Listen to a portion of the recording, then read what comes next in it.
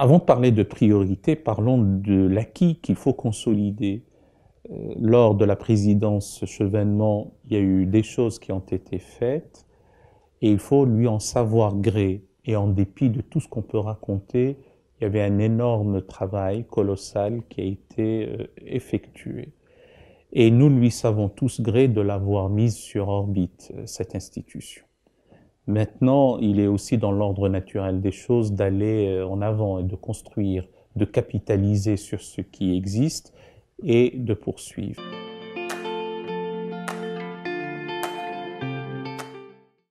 Et parmi les enjeux cruciaux aussi, qui sont des enjeux d'éducation, de culture et de connaissance, c'est d'investir le champ de la formation et de la connaissance.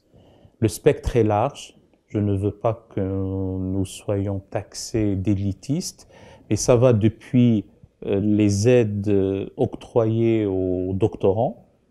notamment en islamologie, et je répète toujours que c'est une discipline prestigieuse qui doit recouvrer ses lettres de noblesse,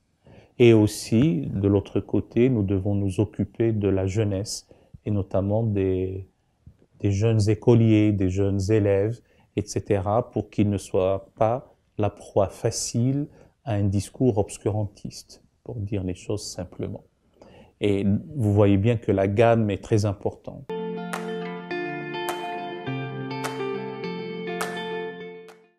Il y a aussi un autre enjeu de taille qui est de compléter la formation proprement théologique et cultuelle des ministres du culte, des imams, des prédicateurs et prédicatrices, en connaissance, certains la qualifient de profane, moi j'ai envie de dire dans le domaine des sciences humaines d'une manière générale, mais surtout de la connaissance des institutions, de l'histoire de la laïcité, du patrimoine culturel et de l'héritage de leur propre pays, puisqu'ils n'en ont pas d'autre, c'est celui de la France. Et donc cette complémentarité harmonieuse, nous voulons que ce soit le cas, dispensée par des cours dans des universités, des DU, une vingtaine au moins, permet à ces imams, ou ces futurs imams en tout cas, d'avoir une bipédie, de marcher sur deux pieds, celui du cultuel et celui du culturel, et c'est ainsi qu'ils prononceront des sermons et des prêches qui élèvent et qui donnent plus d'intelligence à leurs fidèles. Un imam a un rôle premier, c'est d'être le thérapeute de l'âme.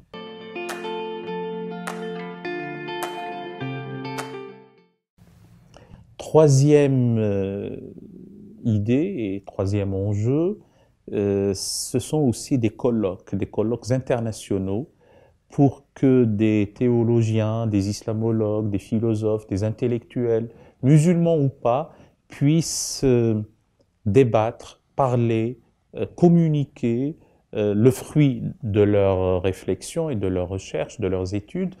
mais aussi et surtout pouvoir dirimer et pourfendre les thèses de l'extrémisme, du fondamentalisme. Et donc, il y a là un espace